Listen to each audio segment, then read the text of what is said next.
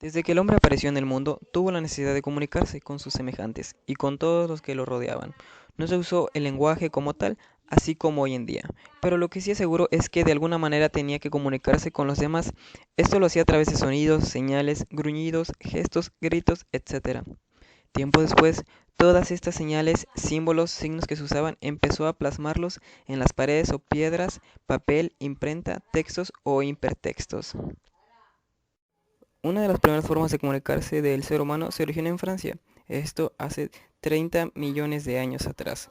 Ellos se comunicaban de manera visual a través de pinturas en las paredes de las cuevas. Estas pinturas eran hechas con algunas bayas y sangre de animales que cazaban. Esto para enviar mensajes utilizando signos y símbolos para designar una tribu o una pertenencia. La escritura cuneiforme, esta era en forma de cuña o clavo basada en pictogramas, fue creada por los sumerios hace nada más y nada menos que 6000 años, es decir, un cuarto de milenio. Aunque el pueblo fenicio fue el primero en modificar la escritura jeroglífica, introdujeron varios caracteres independientes y formaron un alfabeto de 22 signos que se escribía de derecha a izquierda. Esto para tener una forma de comunicación un poco más exacta en los negocios y trueques. 150 a.C. hubo el primer avance en recibir información, que fue las cartas. Estas se escribían con tinta en hojas de papiro que se enrollaban y se ataban con un cordón. El emperador Augusto fue el creador del primer servicio regular de correos.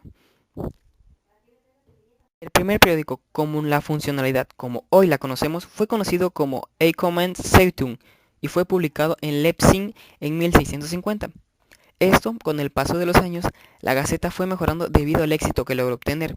Se realizaron mejores en la topografía y se ampliaron los contenidos, comenzándose a publicar sucesos ocurridos dentro del país. Fue así que empezó a ser conocida como la Gaceta de Francia. Pasó a publicarse 2 veces por semana y posteriormente las publicaciones se hicieron diarias. El telégrafo se le ocurrió a un pintor estadounidense llamado Samuel Morse un día de 1836, que venía de regreso a su país desde el continente europeo. Casualmente, una conversación entre pasajeros del barco sobre electromagnetismo. El telégrafo fue la forma de comunicarse durante mucho tiempo. Incluso se ha utilizado el telégrafo óptico, tanto como el telégrafo electrónico.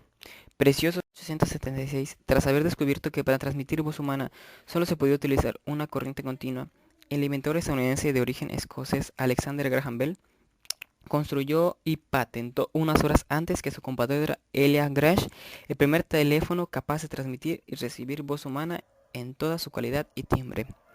Lamentablemente, este teléfono solamente podías llamar de 10 metros de distancia, pero abrió grandes ideas al mundo, abrió grandes puertas.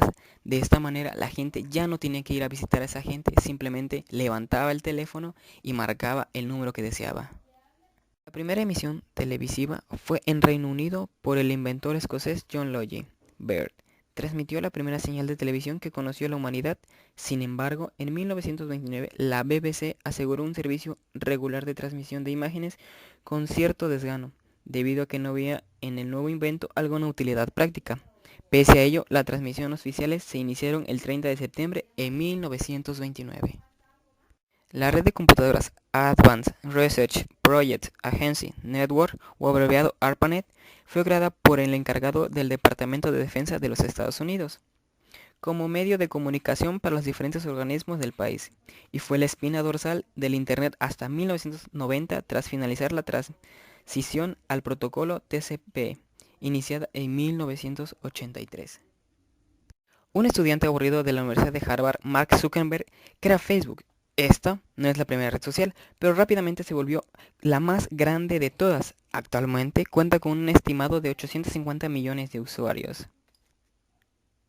De esta manera concluyo que la comunicación desde el tiempo antiguo ha sido sorprendente, aparte de que ha ido evolucionando de una forma muy rápida y de la cual podemos ayudarnos demasiado, ya que podemos informarnos de cualquier cosa en segundos en esta época. Anteriormente tardaban demasiado en saber las cosas de un lugar a otro y mucho más de país a país. Ahora estas comunicaciones que tenemos son exactas, son perfectas. Digo que hay que saber aprovecharlas y saber bien qué hay que hacer con ellas.